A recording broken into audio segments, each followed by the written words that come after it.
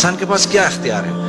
اللہ نے انسان وہ واحد مخلوق ہے پوری کائنات میں جو اپنی جان کے استعمال کو بھی جانتی ہے اور چیزوں کے استعمال کو بھی جانتی ہے. انسان کے علاوہ اور کسی مخلوق کو یہ نہیں پتا کہ میں نے اپنی جان کو کیسے استعمال کرنا ہے اور چیزوں کو کیسے استعمال کرنا ہے.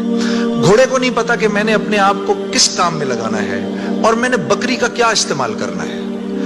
بکری کو نہیں پتا کہ میں کس کام کے لیے دنیا میں آئی ہوں. اس کو کوئی آئیڈیا نہیں ہے کہ بلی کا میں نے کیا استعمال کرنا ہے. ٹھیک ہے.